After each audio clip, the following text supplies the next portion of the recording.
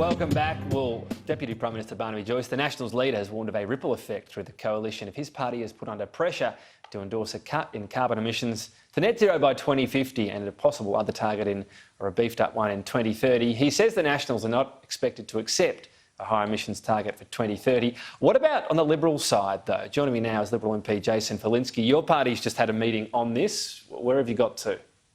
Well, I can't talk about what happens in party room meetings, but I think where we're at is that we see that it's very important for the future of Australia that we sign up to some sort of net zero by 2050 arrangement, because the opportunities, both economically for us in national security terms, for our farmers, for our coal miners, for our resources sector, are so huge, and we don't want to miss those. So, could you give us an indication of how many people in your party are concerned, first of all, just about net zero? I think everyone in the Liberal Party is concerned about what the costs are of net zero and what problems and you know, if there are any people who will be losers from us signing up to net zero. But in terms of what's been presented so far, the technology roadmap and so on, how many would you say are agitating against it?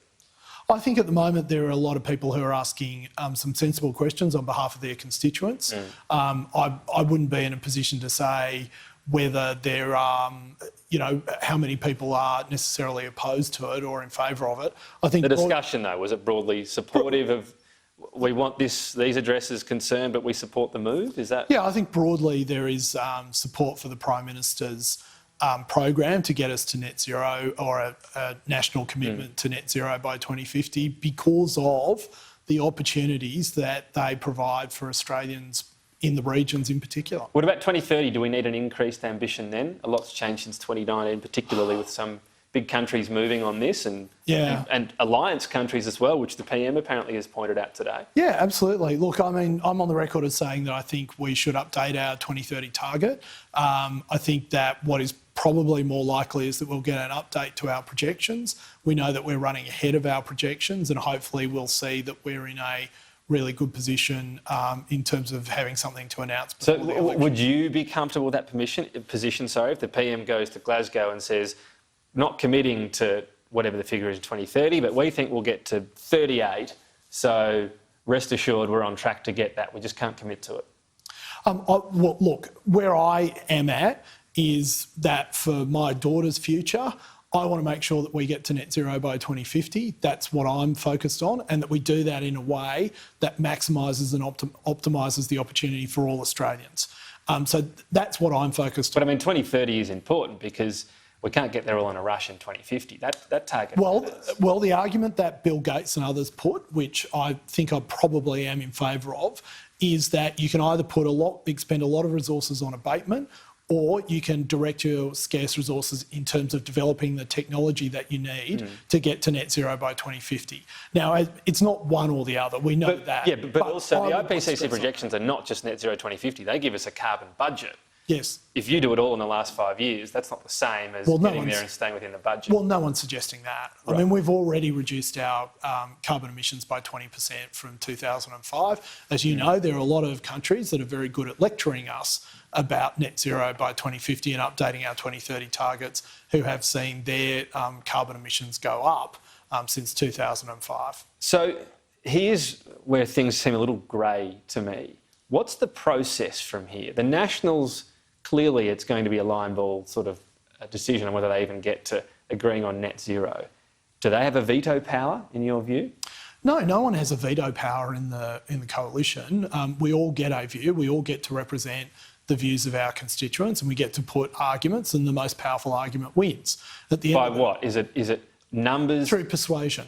Yes, but when you say they win, through what method? Do you see it as overall numbers in the joint party room? Is it a vote along those lines? Well, I think what it will be is a lot of discussion. A view of the room will emerge, and the Prime Minister will take that to Cabinet, which ultimately has to make a decision about the plan and how and if we can get to net zero by 2050. Right. So he should take... However, let me say that following today's meeting of Liberal MPs, I'm more confident that that will be the outcome than I was at the beginning. More confident. OK. Yes. So he should take a view of the joint coalition and Liberal party rooms in a meeting. Yep. Everyone can have their say. Absolutely. Is there a vote? at the end of that? Traditionally, we don't vote on these things. If it seems line ball, would he need a vote perhaps? Because otherwise he's, yay and nay, hard to get I think some voices are louder than others. Indeed they are.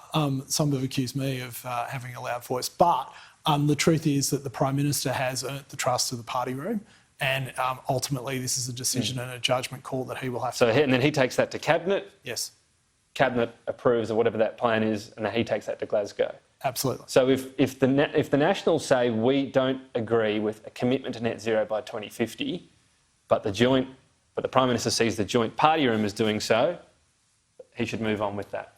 That will be a judgment call for him, but in my view, yes, that's what he should do.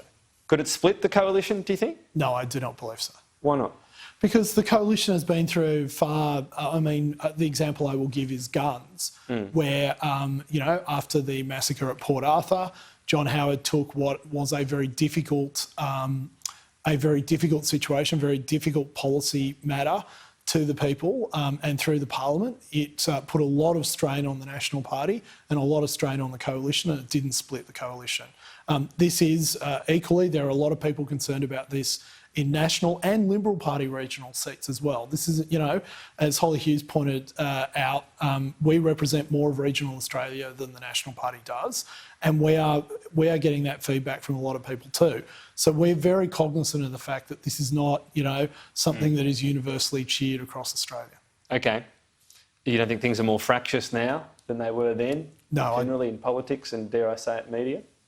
No, I don't think so. I think there are more avenues for people to discuss ideas, and that's a good thing, not a bad thing. Jason Falinski, thanks for your time today. Tom, thank you. All right, well, the United States is introducing emergency measures as the global supply crisis causes a shortage of goods and higher prices. President Joe Biden